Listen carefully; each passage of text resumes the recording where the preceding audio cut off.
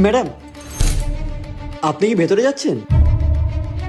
তাহলে আমার জন্য কিছু খাবার এনে দিন না। কেন, তোমার খিদে পেয়েছে? টাকা নেই তোমার কাছে? হ্যাঁ, আছে তো আমার কাছে টাকা। আপনি এই টাকাটা নিন আর আমার জন্য কিছু খাবার এনে দিন না। আপনার কাছে টাকা আছে, আপনার খিদে পেয়েছে, আপনি ভেতরে যাচ্ছেন না কেন? ঠিক বুঝলাম না। আসলে ম্যাডাম, আমি ভেতরে গেছিলাম, কিন্তু ভেতরে একজন ম্যাডাম ছিলেন, উনি আমাকে বার করে দিয়েছেন। আমাকে বলছিল যে জামা নোংরা, তোর গায়ের থেকে গন্ধ বেরোচ্ছে, বেরিয়ে যায় এখান থেকে। ওই যে পেছনে বস্তিটা আছে না, আমি ওখানেই থাকি।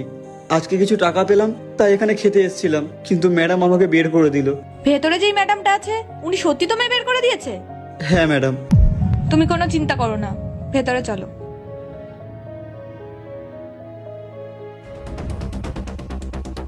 Good afternoon madam. Good afternoon. এই তুই তুই এখানে কি করছিস? এখন আমার রেস্টুরেন্ট থেকে বেরিয়ে যা। তুমি চেনো ওনাকে? ম্যাডাম, আমি খুব ভালো করে চিনি এটাকে। ভিখারি একটা, এই পাশে বস্তিতেই থাকে, কোনো টাকা পয়সাই নেই এর কাছে। রোজ রোজ আমাদের রেস্টুরেন্টে এসে ফ্রিতে খাবার চাই। আমি রোজ মানা করি, তাও নির্লজ্জের মতো এসে দাঁড়িয়ে থাকে, শুধু তর্ক করতে থাকে। তাই বাধ্য হয়ে আমাকে একে বার করে দিতে হয়। আর আজকে দেখুন না, এত অপমান করেছি তাও এখানে দাঁড়িয়ে আছে। দেখ, তোকে ঘাট ধাক্কা দিয়ে বার করার আগে তোকে ভালোভাবে বলছি, চুপচাপ এখান থেকে বেরিয়ে যা। তোর মতো ভিখারিদের এই রেস্টুরেন্টে কোনো জায়গা নেই, আর তোদের জন্য এখানে কোনো খাবারও নেই।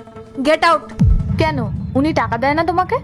ম্যাডাম, ও টাকা তো আনে, ইভেন আগেও আনতো, কিন্তু আমি ওকে এই রেস্টুরেন্টে বসে খাওয়ানো ঠিক মনে করি না।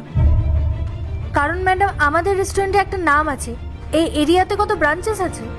আমাদের রেস্টুরেন্টে স্ট্যান্ডার্ড দেখেই লোকেরা আসে, আর ওর মতো লোকেরা যদি এখানে বসে খাবার খায়, তাহলে আমাদের বাকি কাস্টমারদের ওপর এর এফেক্ট পড়বে। ঠিক এই কারণে আমি আমাদের রেস্টুরেন্টে ওকে ঢুকতে দিই না। আর আজ দেখুন, আজকেও এখানে এসে দাঁড়িয়ে আছে। এই, তোকে কতবার বলতে হবে যে তুই এখান থেকে বেরিয়ে যা? আচ্ছা, তার মানে উনি টাকা আনা সত্ত্বেও তুমি ওনাকে খাবার দাওনি? তুমি আমার রেস্টুরেন্টকে এত ভালোবাসো আর কাজও এত ভালোভাবে করো, আমার দেখে খুব ভালো লাগলো। ম্যাডাম, আমি এখানে অ্যাজ এ ম্যানেজার জব করি, আমি তো আপনার প্রফিটের কথাই ভাববো।